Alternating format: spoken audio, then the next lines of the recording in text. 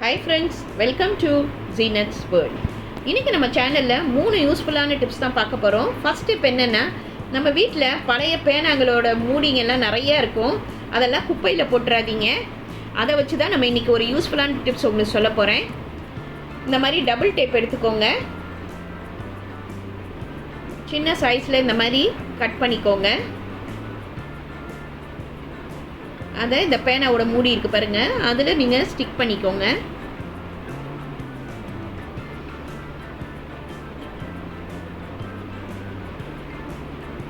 இப்போ மேலே அதை உரிச்சு எடுத்துடலாம். இப்போ நம்ம இதை ஒன்று கிச்சன்லேயோ இல்லை ஹால்லையோ இல்லை பெட்ரூம்லேயோ எங்கே நீங்கள் ஸ்டிக் பண்ணுமோ அங்கே ஸ்டிக் பண்ணி வச்சுக்கோங்க. இப்போ இதை நம்ம நல்லா டைட்டாக ஸ்டிக் பண்ணியாச்சு. இப்போ நம்ம இதை ஒரு ஊதுபத்தி ஸ்டாண்டாக யூஸ் பண்ண போகிறோம்.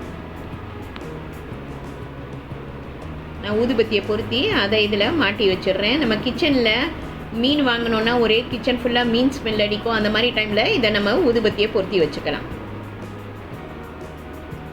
இப்போ ரெண்டாவது டிப் என்னென்னா, நம்ம சீப்பை கழுவுறதே நம்ம வீட்டில் பெரிய பிரச்சனையாக இருக்கும், ரொம்ப அழுக்காக இருக்கும்.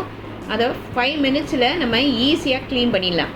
நம்ம வீட்டில் இருக்க அந்த டால்கம் பவுடர் எந்த பிராண்ட் இருந்தாலும் பரவாயில்ல, அதை இந்த மாதிரி சீப்பில் ஃபுல்லாக அப்ளை பண்ணிடுங்க. அப்ளை பண்ணிவிட்டு நம்ம வீட்டில் இருக்க பழைய ப்ரஷ் எடுத்துக்கோங்க. அதை வச்சு நம்ம இந்த சீப்பை க்ளீன் பண்ணலாம். இந்த பவுடரோடு நம்ம இந்த க்ளீன் பண்ணோன்னா அந்த சீப்பில் இருக்கிற அழுக்கும் அந்த பவுடரோடு சேர்ந்து வெளியே வந்துடும். இப்போ டேண்ட்ரஃப் இருந்துச்சுன்னா கூட நமக்கு அந்த சீப்பில் இருக்கும். இந்த மாதிரி நம்ம பவுடரை போட்டு நம்ம அந்த ப்ரெஷ்ஷை வச்சு இப்படி க்ளீன் பண்ணோன்னா அந்த டேண்ட்ரஃபும் இந்த பவுடரோடையே சேர்ந்து எல்லாம் வெளியே வந்துடும். இதை நம்ம ஈஸியாக 5 நிமிஷத்தில் அழகாக இதை க்ளீன் பண்ணி எடுத்துடலாம். இங்கே பாருங்கள், எவ்வளோ ஈஸியாக அந்த அழுக்கும் அந்த பவுடரோடையே வெளியே வந்துடுது. சுடுதண்ணி எடுத்து அந்த டிடர்ஜென்ட் பவுடர் போட்டு லிக்விட் இதை வச்சு கலக்கி இதை ஊற வச்சு கழுவ தேவையில்லை. 5 நிமிஷத்தில் நம்ம இந்த சீப்பை சூப்பராக க்ளீன் பண்ணிடலாம்.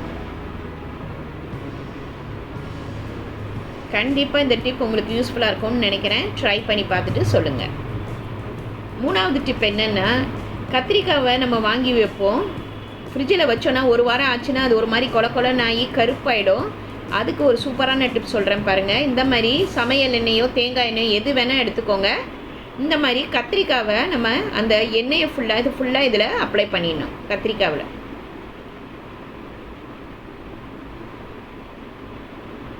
எல்லா கத்திரிக்காவிலையும் இதே மாதிரி ஃபுல்லாக அந்த எண்ணெயை தடவி வச்சுருங்க. இந்த மாதிரி நம்ம எண்ணெயை தடவி வச்சோன்னா ஃப்ரிட்ஜில் எத்தனை நாள் ஆனாலும் அந்த கத்திரிக்காவில் தண்ணி படாது. கத்திரிக்காவை பார்த்தோன்னா நம்ம அன்னைக்கு வாங்கின மாதிரி அவ்வளோ ஃப்ரெஷ்ஷாக இருக்கும். இப்போ இது எல்லாத்தையும் நம்ம தடவியாச்சு. இப்போ நான் ஒரு பாக்ஸ் எடுத்துக்கிறேன்.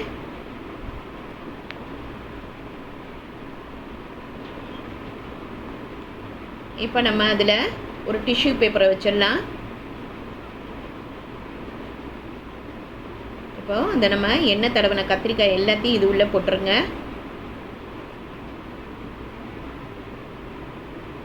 நல்லா லேசாக அதை மூடுற மாதிரி வச்சுடுங்க.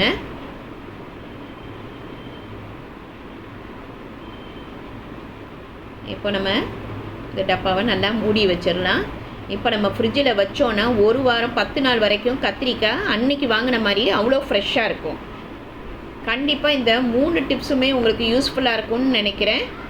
ட்ரை பண்ணி பார்த்துட்டு சொல்லுங்கள். தேங்க்யூ.